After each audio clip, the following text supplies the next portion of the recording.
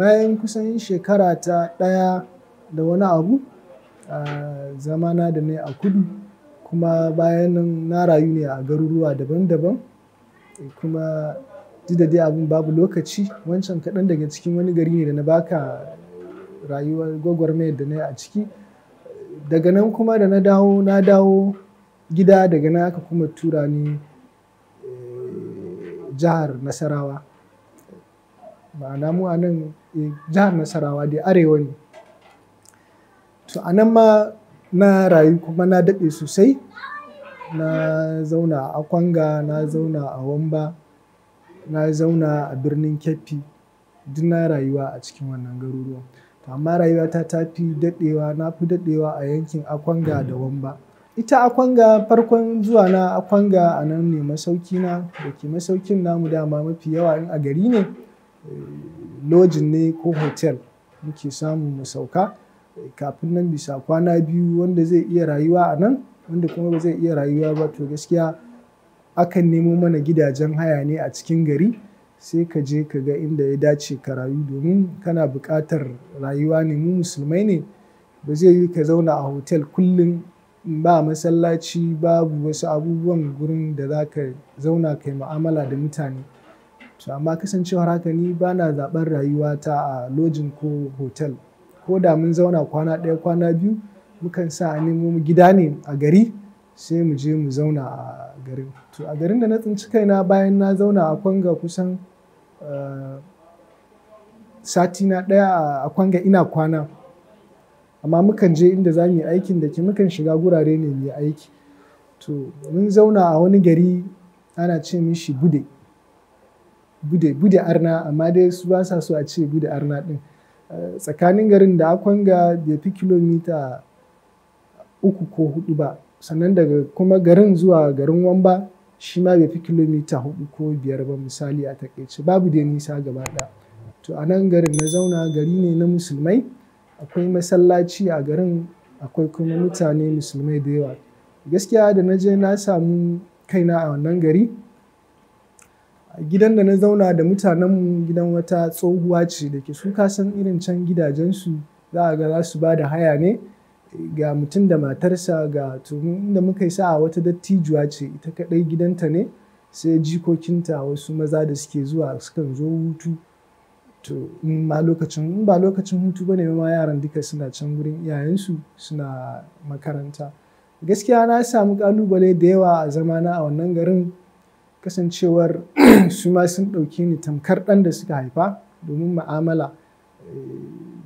Don yakan kasance ma wani lokacin, ko da na shiga masallaci, ko da ba ni da hula a kaina, idan za a yi sallah, saboda girmamanin da suke yi, wani zai cire hularsa ya sa min, sai a tura ni zan ja sallah. Mafi yawan lokuta haka aka yi mu. Za a ga da azahar ko la'asar ko magariba ko isha, idan liman bai zo ba, saɓanin mu irin nan, su can ba wai girman shekaru suke dubawa ba, a'a waye kurum zai musu sallah. Saɓanin ko ƙarancin karatu ne ko wani abu, ban dai fahimci haka da farko ba, sai daga baya. Gaskiya sun girmama ni, amma ƙalubalen da na samu a nan garin shine, gari ne na musulmai. Mutum 100 ne a garin, misali 95% dukansu musulmai ne. Amma na tsinci kaina a garin shi ma babu makarantar allo, babu ta islamiyya.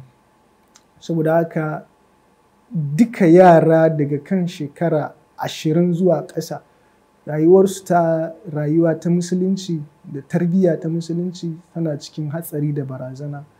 Gaskiyar magana, a wannan lokacin duk irin mutanen da nake hira da su, kama daga samari, yara 'yan shekara 10 zuwa 20, har da wasu ma manya, za ka ga ba su da wayewa ta addini. Dukansu bokon ma ba damuwa suka yi da shi ba, balantana kuma karatun addini. Gaskiya a wannan garin da na duba haka, shi ma an asasa makaranta a lokacin. Nan na zo na sai littattafai da yawa, wurin guda 10 littattafan ma da na siya. Na je rarraba musu, kuma aka saka karatu maza da mata, wanda kuma da yawa, wanda ba sai na faɗo na abun ba, amma dai an samu nasara. Gaskiya da yawansu za ka ga harkar addini, wasu Fatiha ma ba su iya karantawa ba. Mata daga ciki, wannan abun ya dame ni sosai a zuciyata. duk da ina yi amma wasu daga cikinmu suna kallon cewa ai ni kawai ina fakewa da haka ne, ban ji daɗin abun ba, amma na san ba shine abin da ya dame ni ba, wannan bai min daɗi ba, amma gaskiya na ci gaba da abin da nake, kuma alhamdulillah daga ciki wasunsu an samu nasara, sun fahimci wani abu sosai daga ciki, wasunsu sun yi aure, wasu sun haihu ma, kuma alhamdulillah sun samu ma su iya tsarkake kansu ma daga irin najasa in ta same su. Da yawansu ba su san yadda ake yi ba, kawai suna rayuwarsu ne, amma cikin ikon Allah an samu nasara. Wasu sun wanda suke zuwa wurin an koya musu kuma sun fahimci abin da suka fahimta daidai gwargwado. Duk da gari ne ba naka ba, dama aiki ne yake kai ni, to amma da safe idan na fita aiki in na dawo nakan ba da lokaci awa ɗaya awa biyu duk dan ai karantarwa, wani lokacin ma har mukan wuce awa biyu. Ina haƙura ne duk dan mu yi, ba don komai ba, don su amfana da shi, ba don wani abu ba. Gaskiya wannan shi ma ƙalubale ne a kaina wanda na iyayena, shi ne nake kira ma ga masu da'awa, ya kamata idan da hali su ringa duba irin wannan, gashi gari ne jikin babban gari amma kuma abin aje a duba a gani. Harkar addini ya kamata mu dage sosai, mutanenmu da suke tsintar kansu a irin wannan guraren su dinga yin ƙoƙarin ba da gudunmawa su ko yaya ce, ba wai sai ka gina guri ko ka sa miliyoyin kuɗi ka yi wani abu ba, ko da bakinka idan ka gaya mutum uku ne ko ɗaya ne ya fahimci abin da ka yi, insha Allah nasara ce. Daga nan Nasarawa direct abin da aka gaya min in wuce in tafi Gombe, direct abin da aka yi kenan, transfer da aka yi. Don haka daga nan na zo gida ma ina koma daga nan na wuce Gombe, shi ma na je Gombe na rayu a nan shi ma daidai gwargwado, duk da ba wani daɗewa ne sosai a nan ba. Zamana a Kwanga da Wamba na yi shi ne a 2010 to 11, saboda haka 2011 daga nan na koma Gombe ban ɗan wani lokaci ba gaskiya, da na dawo kuma shi ne da aka dawo na koma ina ga birnin Kebbi ne a jihar Nasarawa ne. Daga nan birnin Kebbi shi ma muka koma can Kaduna kusa da Tafa, ko wani gari Maraban Idda, shi ma a nan, shi ma na rayu a nan.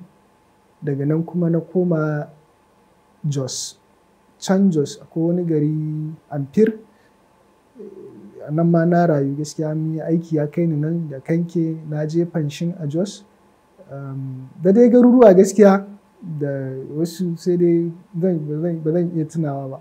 Kuma gaskiya har yanzu ina kan abin da nake kenan, don ƙarshen tafiyata da na yi wadda na je na yi kwana na wata na ɗaya daidai sannan na dawo gida, shi ne na je Kwara, sai da ne kwana 30 sannan na taho gida. Har yanzu ina kan wannan, ba wai na bari ba ne, kuma har yanzu aikin da nake yi kenan. Kafin na tsinci kaina a wannan aikin da nake yi, abin da na fara yi shi ne na tsinci kaina a harkar, na yi sana'a da yawa amma na yi harkar electric, na iya wayarin da gyaran wuta da irin duk abin da ake yi na wutan nefa a wancan lokacin da ake yi, hatta transformer, saka fuse duka ina yi, na iya. Alhamdulillah a nan gurin ma ina abin da nake gode wa Allah, shi ma ina da wanda na koyawa, waɗanda na koyawa, amma wanda na fi shi yanzu shi ne bai da wani abu da yake yi idan ba wannan ba, ina gode wa Allah, shi ma kuma har gobe tsakanina da shi akwai mutuntawa da girmamawa, wannan ta fannin wannan kenan. Akwai abubuwa da yawa da na yi nan da na koya wa waɗansu, wasu kuma wanda ni ne na iya su, shi ma harkar wannan aikin da nake gaskiya a yanzu haka ina tare da mutane da yawa, ni ma a ƙarƙashin wasu nake, kuma ni ma da wasu a ƙarƙashina da nake tafiya muke yin aikin da su, kuma alhamdulillah muna zaune da su lafiya ba tare da wani musgunawa ko shawarwari ne da yawa. Amma dai shi ne na farko, duk abin da za mu ji tsoron Allah, domin a irin wannan kafin ma na rufe akwai abin da ya faru da ni wanda ban ji daɗin shi ba, wanda na bar wa Ubangiji na ne. Wata wadda ta bani wani aiki ta aminta da ni da ta yi, shi yasa ta bani wannan aikin. Takan turo kuɗi ni kuma in je in yi wannan aikin to ita ba ta nan, ni kuma ina nan. Ta turo da kuɗi lokacin an samu akasi, an yi mana rasuwa babu daman na je gurin aikin. Ta damu lallai ya ba yi aiki ba. Na ce mata an yi rasuwa, ta yi haƙuri dai in ɗan zama free sai in je a yi. Ta damu sai na je na samu mai kayan aikin na ba shi kuɗi. Muka yi lissafin adadin abin da ta ce a siya, na ba shi kuɗi da komai. Sai bayan da bana nan na tura duk aka yi mata aikinta, sai ta tura sai ta je ta ce ai abun nan da ne mata ba daidai ne ba, na cuce ta, ni maha'inci ne, bata ji daɗi ba, ta ɗauke ni da mutunci. Sai na kirawo mai kayan da na ba shi kuɗin na ce masa wane ya aka samu matsala? Ya ce min wallahi ya yi min rantsuwa, ya ce min gaskiya shi abin da ya kai. Na ce to ana yin ɗiban kayan aiki ne a wurin? Ya ce gaskiya. To ga abin da ya faru, ga abin da ya faru. Shi ma abin ya ba shi mamaki. A ƙarshe dai ta gaggaya min magana marasa daɗi, ban tanka mata ba. Sai na ce ta yi haƙuri, ta yi lissafin abin da ya faru na abin da take ganin cewa ba a yi mata daidai ba. Ta lissafa kuɗinta kuma na tura mata da kuɗinta. Wannan abin shine irin ƙalubale ma da na samu na harkar aiki. Shawara da zan bayar ga matasa shine don Allah su ji tsoron Allah. Duk abin da aka ba su, kowane irin aiki kake yi, ka riƙe amana, Allah ne zai taimake ka. Domin ita gaskiya a kullum inda take gaskiya ce. Duk inda ka sa ha'inci, don idan an baka naira 100 in ka ɗauki naira 1, kai a zuciyarka ma ba a kwance ba, kullum tunaninka za a gane ka ci naira 1, kuma in ka kalli naira 1 ne za ta yi maka misali. Saboda haka duk abin da za mu ji tsoron Allah, mu kiyaye amana. An baka aiki, ka yi iyayenka, Allah ne zai taimake ka.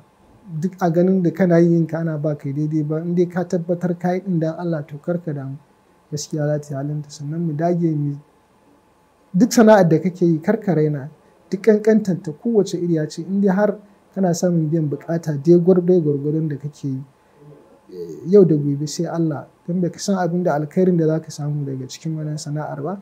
Sana'o'i da yawa, kuma alhamdulillah yanzu an ɗan samu wayewa ta samun yin matasa sun koma yin sana'a. Wasu ma za ga suna aiki da gwamnati amma suna ƙoƙarin su iya sana'a domin su samu madadin abin da ko da babu wancan suna da wannan. Kuma wannan sana'ar ma takan taimaka wa mutum. Za ga mutum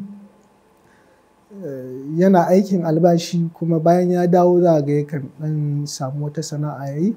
Saboda haka dai a riƙe sana'a kuma a yi da gaske, a kyautata niyya. Insha Allah Allah zai sa albarka a ciki.